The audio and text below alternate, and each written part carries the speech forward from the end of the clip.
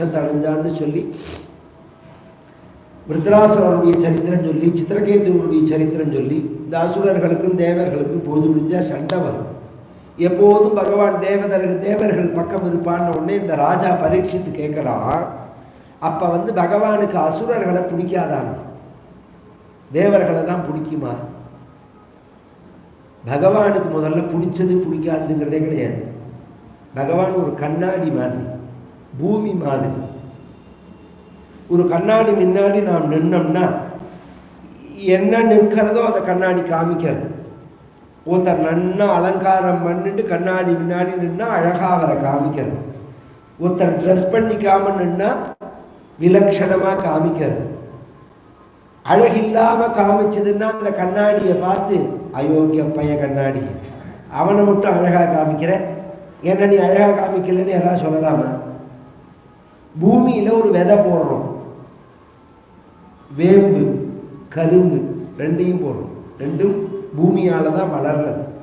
கரும்பு திரிக்கிறது, வேம்பு கசக்கிறது. பூமி காரணமா விதை காரணம்? சொல்லவே முடியாது பதில். இதோட வளர்ச்சிக்கு பூமி தான் காரணம், அதோட சாரத்துக்கு விதை தான் காரணம். அது மாதிரி தெய்வம்ங்கிறது அந்தராத்மாவா இருக்கிறதுனால அவனன்று ஓரணுவும் அசையாதுங்கிறது உண்மை. ஆனா சங்கல்பத்துக்கு காரணம் தெய்வம் இல்லை, சங்கம்தான் காரணம். அவரவர்களுடைய எண்ணம் தான் காரணம். யார் எதை விரும்புகிறார்களோ அதை பகவான் கொடுப்பான்.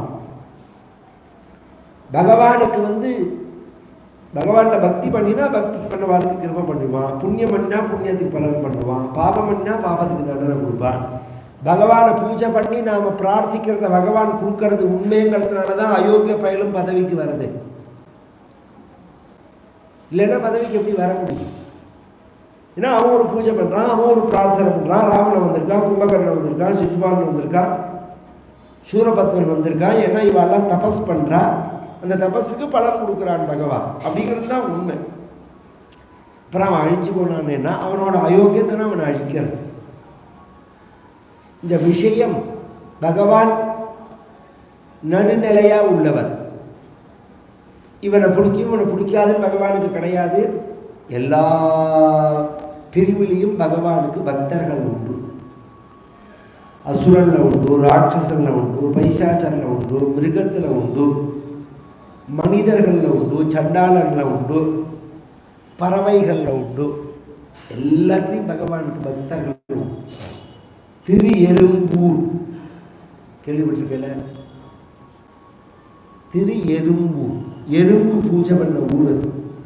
திரு ஆடைக்காவல், இந்த பாலபெரிவார் தங்கியிருக்காங்க. எனக்கே தெரியாது. இந்த ப்ரோக்ராம்லாம் கன்ஃபார்ம் பண்ணதுக்கப்புறம் 10 நாள் முன்னாடி தான் சொல்கிறான். இதை நான் ப்ரோக்ராம் கன்ஃபார்ம் பண்ணி 5 மாதம் ஆகுது. ஆனால் தாடக பிரதிஷ்டைன்னு வரப்போகிறான்னு தெரியும். நான் அங்கேயே கூட இருக்கணும்னு நினச்சிருந்தேன். ஆனால் இருக்கா பெரியவா. இப்போ 14ஆம் தேதி தாடங்க பிரதிஷ்டை, ஞாயிற்றுக்கிழமை அன்னைக்கு தான் அகிலாண்டேஸ்வரிக்கு தாடங்க பிரதிஷ்டை நடக்கிறது.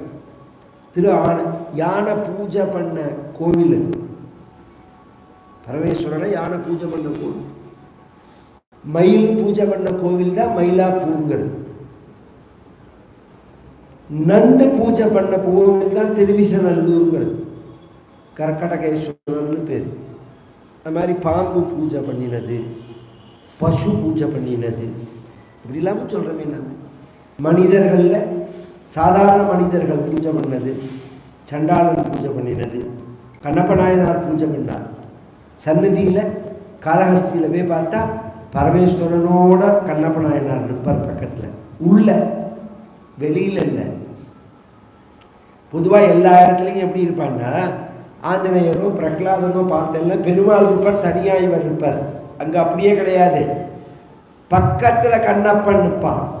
அம்பாளுக்கு ஈக்குவலாக பக்கத்தில் கண்ணப்பன் இருப்பான்.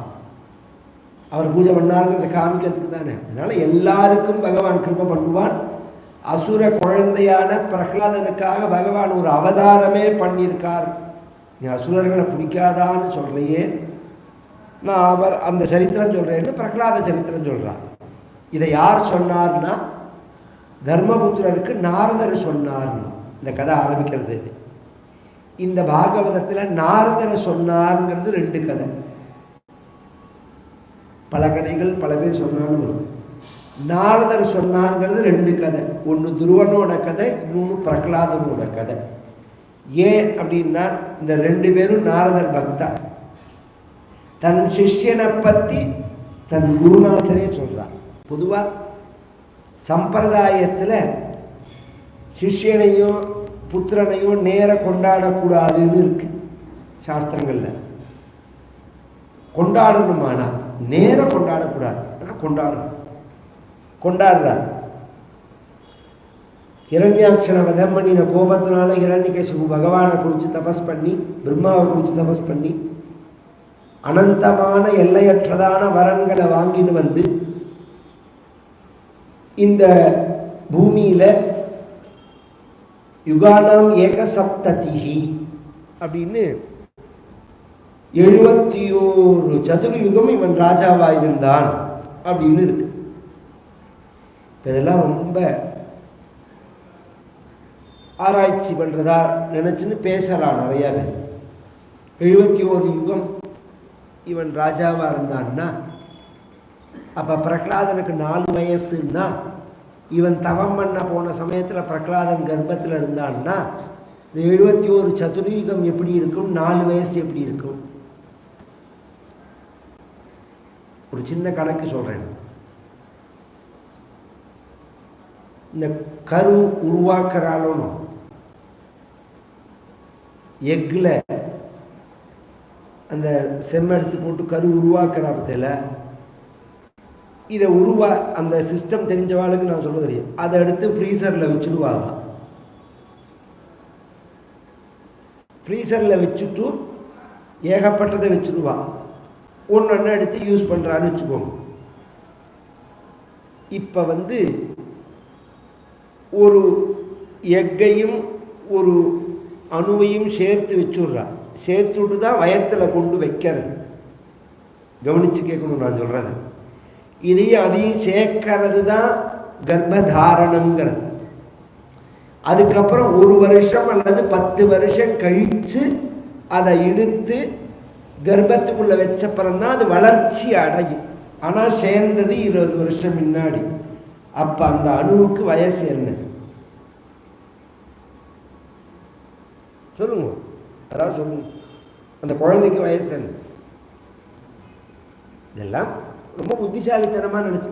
இவெல்லாம் 71 சதுர்யுகம் இருந்தான்னா 71 சதுர்யுகம் ஃப்ரீஸாக இருந்ததுன்னு அர்த்தம். இவன் அப்படியே தின்னு அப்படியே அனுபவிச்சுன்னு இருந்தான்.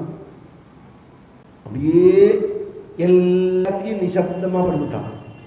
எல்லாரையும் அப்படியே ஸ்தம்பிக்கிற மாதிரி, ஜெகத்தை ஸ்தம்பிக்கிற மாதிரி பண்ணினான்னு அர்த்தமே தவிர அந்த காலத்தை மகர்ஷிகளால் கனெக்ட் பண்ண முடியாது. இதில் ஸ்தம்பிக்காத மகர்ஷிகளும் உண்டு. அவளுக்கு வயசு இதில் சேராது. இப்போ சிரஞ்சீவிகளாக சொல்கிறோம்னு நாம், அவளுக்கெல்லாம் வயசு சேராது. இதெல்லாம் நிறைய எத்தனையோ நம்ம புத்திக்கு எட்டாத விஷயம் 1000 இருக்குது. அப்போ சாஸ்திரங்கள் சொல்லும்போது அது அப்படியே ஏற்றுன்னு போகணுமே தவிர அதில் போய் நான் ஆராய்ச்சி பண்ணேன்னு ஆரம்பித்தா ஒன்றும் முழுசாக ஆராய்ச்சி பண்ணணும். இன்னும் ஏகப்பட்ட விஷயங்கள் ஆராய்ச்சிக்கு உள்ளது இருக்குது.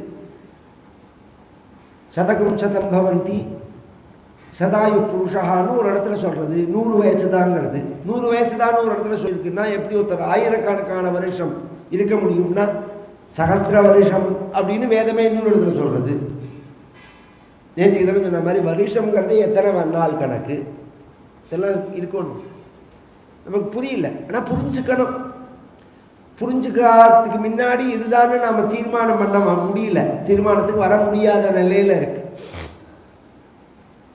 இவன் 71 சதுர்யுகம் இவன் கட்டுப்பாடுல இந்த பிரபஞ்சம் இருந்ததுன்னு தான் பாகவதம் சொல்றது. எல்லாம் ஸ்தம்பிச்சு போயிடுது. தேவதைகள்லாம் பகவான்கிட்ட சொல்ல, அப்புறம் பகவான் இந்த குழந்தை வந்த உடனே இவனுக்கு 4 வயசாகும்போது ஒரு நாளைக்கு இந்த குழந்தைய ஏதோ பாடத்துக்கு போயிட்டு இருக்கிற குழந்தைய கூப்பிட்டு அதீதேது சிரேஷ்டம், நீ படித்ததுக்குள்ள இதை உயர்வா நினைக்கிறேன்னா பகவத் பக்தின்னு.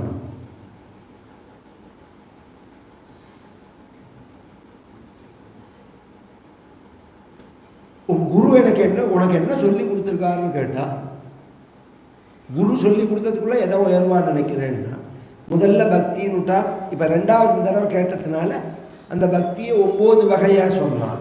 சிரவணம், கீர்த்தனம், ஸ்மரணம், பாதசிரவணம். உடனே 2 தாண்டி கோபம் வந்து அவனை கொல்ல போக முயற்சி பண்ணி அவனை கொல்ல முடியாமல், எத்தனையோ உபாயங்கள் பண்ணி அவனை கொல்ல முடியாமல், இல்லை ஒரு ஆச்சரியம் என்னன்னா, இவன் கட்டுப்பாட்டுக்குள்ள பிரபஞ்சம் முழுக்க இருக்க இவன் கட்டுப்பாட்டுக்குள்ளே இல்லை. தெய்வம்னு ஒன்று இருக்குது, அது என்ன தெரியுமா பண்ணும்? தெய்வம் தீர்மானம் பண்ணிடுதுன்னா சத்ரு வெளியிலேருந்து வர வேண்டாம், ஆற்றுலேயே இருப்பான். ஆற்றுல உள்ள வேலையே சத்ருவாக மாற்றி விட்டுரும், வீட்டில் உள்ளவர்களே சத்ருவாக மாற்றி விட்டுரும். இவனை ஒன்றுமே பண்ண முடியல அவனால். நெருப்பில் போட்டால் வேக மாட்டேங்கிறான், ஜலத்தில் போட்டால் மிதக்கிறான், தீயில் போட்டால் எரிய மாட்டேங்கிறான், பாம்பு கடிச்சதுன்னா விஷம் உள்ள இறங்க மாட்டேங்கிறது, விஷத்தை சாப்பாட்டில் கலந்து கொடுத்தா கொல்லல. அதுக்கு மேலே என்ன பண்ண முடியும்? யாருடா பலம்னு கேட்டான். நீ இவ்வளோ துணிச்சலாக இருக்க, இப்படி இருக்கியே, உனக்கு யாருடா பலம்? பலமே வைகுண்டா. பிரகலாதன் சொன்னால் எனக்கு பலம் பகவான், எனக்கு மட்டும் இல்லை, தவச்ச உங்களுக்கும் அவன் தான் பலம். நீங்கள் நினச்சிட்டு இருக்கேன் உங்கள் பலம்னு சொல்லிட்டு, நாம் எல்லாருமே நினைப்போம் நம்ம பலம்னு. ஏதாவது ஒரு வைரல் ஃபீவர், இப்போ சமீபத்தில் ஒரு மாதத்துக்குள்ளே ஒரு வைரஸ் சுற்றுறது, இந்த த்ரோட் இன்ஃபெக்ஷன் வரும். அது த்ரோட் இன்ஃபெக்ஷனோடு நிறுத்துறது இல்லை, நர்வஸ் ப்ராப்ளம் வருது. அதில் தசைகள்லாம் வீக் ஆகும், திடீர்னு முதுகு பிடிச்சி இழுத்துக்கும், கால் பிடிச்சி இழுத்துக்கும். இதுக்கே நமக்கு பதில் சொல்ல முடியல. ஒன்று மாச்சுன்னா அப்படி கையை தூக்கினா சரியாக வர மாட்டேங்கிறது, ஏந்துக்கிறதே கால் அப்படி ஆச்சுன்னா அப்பா அப்படிங்கிறோம். பகவான் உள்ள இருக்கிறதேவே நம்ம நினச்சிட்டு இருக்கோம், நாம் செய்யறோன்னு, நம்ம உடம்பு டவுன் ஆகிட்டு இருக்குன்னு நமக்கே தெரியாது. எல்லாருக்கும் பலம் பகவான் தான். ஜகதாஞ்சாபி சபலம் சயேவ திரைலோக்கியம் அப்படி சொன்ன உடனே அந்த பகவான் எங்கே இருக்கான்னு கேட்டான் பைத்தியம். ஏதோ ஒரு இடத்துல இருக்கான்னு அவன் நினச்சிட்டு இருக்கான். அதுக்கு பிரகலாதன் சொன்னான், திகச்சு போயிட்டான் ஃபஸ்ட்டு. என்ன? ஹரே குவாசவ் அந்த பகவான் எங்கே இருக்கான், எங்கா குவாசோ எதி சர்வத்திர. இவனோட திருஷ்டி வேற, அவனோட திருஷ்டி வேற. இவனோடது ஒரு உருவமாக பகவான் இருப்பார்னு, அவனோடது எல்லாமே பகவான்கிறது. பிரகலாதன் சொன்னான், பகவான் ஒருத்தன் இல்லாத இடம் இருந்தா அல்லவோ இருக்கிற இடத்த சொல்றதுக்கு. பிரபிந்தே ஸ்மஸ்தம்பம் கஸ்மாத் ஸ்தம்பே நாய. இந்த தூண்ல ஏன் இல்லேன்னு கேட்டான். பிரகலாதன் திருஷ்யத்தேன்னா இருக்கானேன்னா. அப்ப அந்த தூண்ல உள்ள பகவான், நான் தூணை உடைச்சு கொண்டுட்டு உங்ககிட்ட வரேன்னு இவன் என்ன பண்றான், சிம்மாசனத்திலே இது மாதிரி ஒரு சிம்மாசனத்திலே கீழே குதிச்சு கையில கத்தி எடுத்துட்டு போய் அந்த தூணை ஓங்கி குத்தறான். குத்தினா ஏவம் துருத்தைர் முஹுரத்தயன் ருஷா சுதம் மகாபாகவதம் மகாசுரா खड्गं प्रगृह्योत्पतितो वरासनाति स्तंभं तदाटाति बलस्वमुष्टिना सत्यं विधातुं निजभृत्य भाषितुं व्याप्तिं च भूतेष्वखिलेषु चात्मनः अदृश्यते अत्यद्भुतरूपमुद्वहन् स्तंभे सभायां न मृगं न मानुषम्. அப்படி குத்தின உடனே டாருங்கிற சப்தத்தோட பூமி அந்த தூண் வெடிக்க பகவான் நிருசிம்மாவதாரம் பண்ணி வெளியில வரார். ஆகாசத்துக்கும் பூமிக்கும் அலாவீதான சரீரம், கழுத்துக்கு மேல சிங்கம், கழுத்துக்கு கீழே மனிதர், கழுத்துல பிடரு மயில்கள்லாம் சாட்டையா தொங்குறது, விரிந்ததான நெற்றி, வில் போல் வளைந்தான புருவங்கள், தீப்பந்தம் போல பிரகாசிக்கக்கூடிய நேத்திரங்கள், தீப்பழம்பா பிரகாசிக்கிறது கண்கள்லாம், குகையினுடைய வாசல் போல வாயு மூக்கெல்லாம் பிரகாசிக்கிறது, சோட்டா கத்தி போல நாக்கு பல்லெல்லாம் பிரகாசிக்கிறது, அண்ட சராச்சரங்களே அதிர்றா மாதிரி பகவான் சிம்மநாதம் பண்றான்.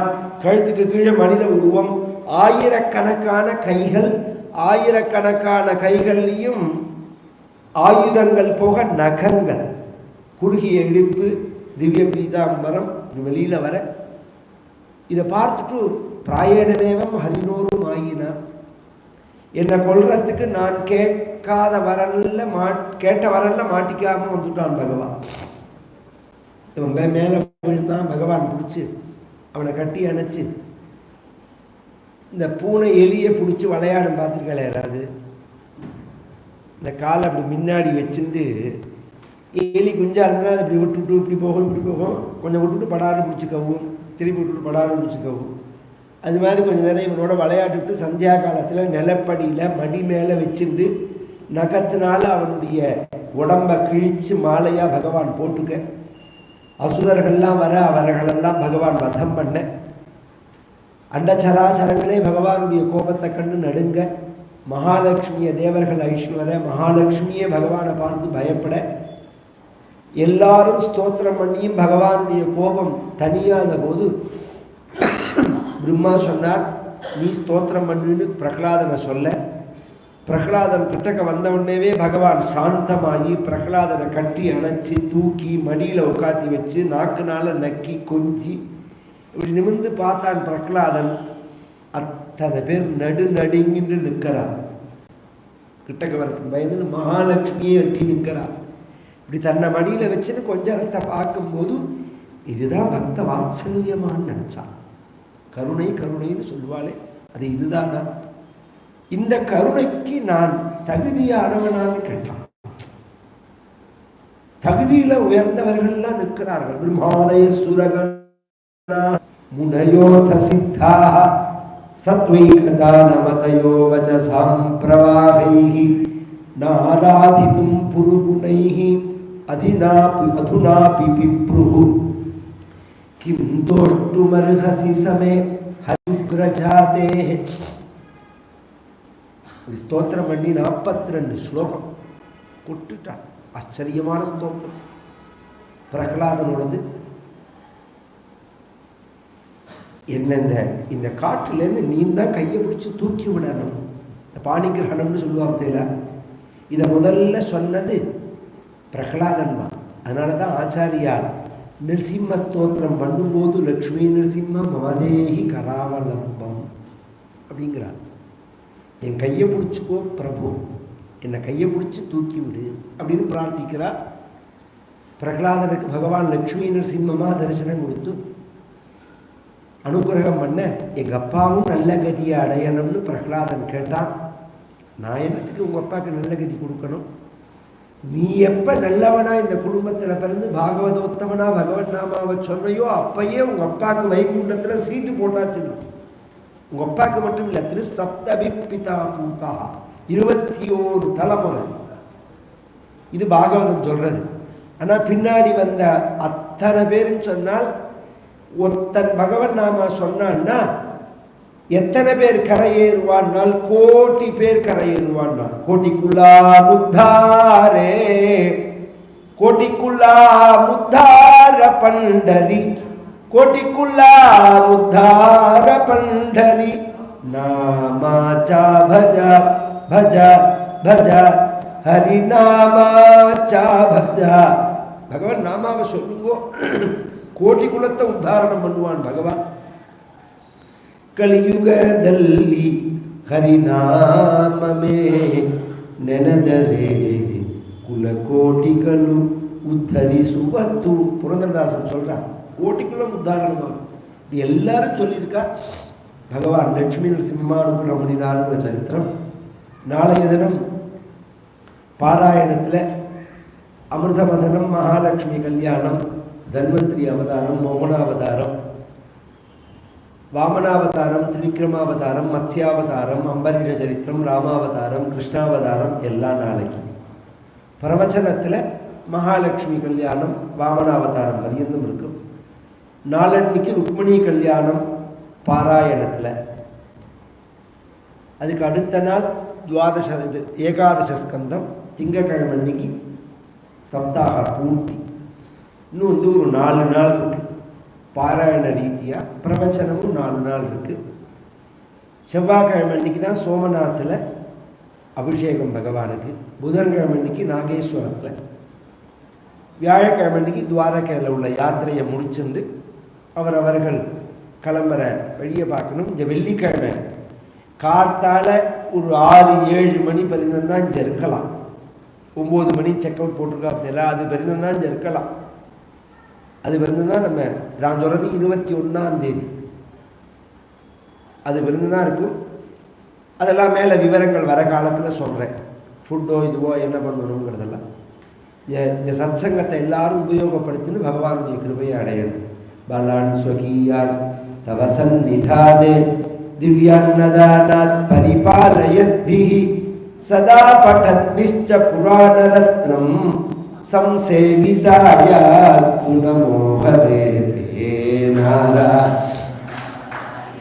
நாராயண நாராயண நாராயண நாராயண நாராயண நாராயண நாராயண நாராயண நாராயண. இந்த ரிஷிகேசம் ஆகஸ்ட் 31 செப்டம்பர் 8 பர்யந்தம் மகாருத்ரம், கேதாரேஸ்வர அபிஷேகம், பத்ரி யாத்திரை, திரும்பி ரிஷிகேசத்தில் கங்கா கரையில் சந்திர கிரகண தர்ப்பணம், மகாலயபட்சம். இதுக்கெல்லாம் யாருக்கு கலந்துக்கணுங்கிற எண்ணம் இருக்கோ அவள் நம்ம ஜெகத் கல்யாண் அப்படிங்கிற இந்த நம்பர் ஏற்கனவே வந்திருக்கும், இருந்தாலும் திருப்பி ஒரு தடவை சொல்கிறேன். 9442 9444231981 இந்த நம்பருக்கு மெசேஜ் அனுப்பணும், ஃபோன்லாம் பண்ணக்கூடாது.